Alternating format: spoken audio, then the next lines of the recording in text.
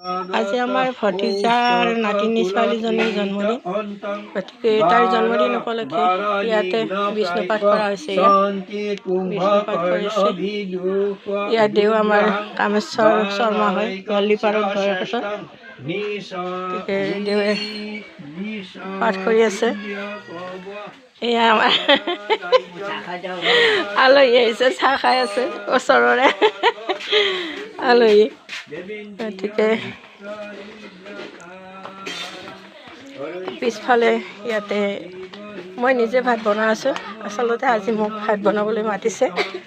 বেছি মানুহৰ আয়োজন কৰা নাই, কম মানুহৰ আয়োজন। গতিকে মই ইয়াতে এয়া মুগ ৰহৰ বুটৰ দালি বনাইছোঁ, আৰু ইয়াতে মই পনীৰ বনাই আছোঁ। আৰু এয়া পনীৰ বনাই আছোঁ। এয়া পনীৰ মই বনাই আছোঁ, আৰু মোৰ কিবা কিবি বনোৱা হৈছে, ভিতৰত বনাইছোঁ। এইখিনি সম্পূৰ্ণ হোৱা নাই, এতিয়াহে হ'ব আৰু লাহে লাহে নমাব পৰা হ'ব। গতিকে বাকীখিনি মই ভিতৰতে থৈছোঁ। যিখিনি বনোৱা হ'ল সেইখিনি মই আপোনালোকক দেখুৱাই আছোঁ। এয়া আমাৰ নাতিনীজনী, তাইৰ বাৰ্থডে, হেপী বাৰ্থডে। আপোনালোকে আশীৰ্বাদ কৰিব। চাৰিওফালে দিয়া মাইনা, আশীৰ্বাদ কৰক যাতে পঢ়াত ভাল হয় আৰু বিদ্যা বুদ্ধিত পাকৈত হয়। এয়া হৈছে ছোৱালীৰ মায়ে, আৰু এয়া তাইৰ লগৰী হয়। এয়া বাইদেউ, ওচৰৰে বাইদেউ হয় এজনী। ভিতৰত মই কি কি বনালোঁ সেইখিনি আপোনালোকক দেখুৱাওঁ।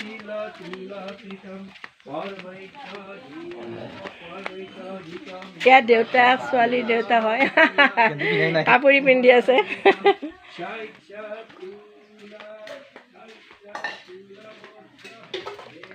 ইয়াতে আমাৰ এইজন আইতাক হয়, ছোৱালী চাওঁ ছোৱালীৰ আইতাক হয়, কাম কৰি আছে ভিতৰতে।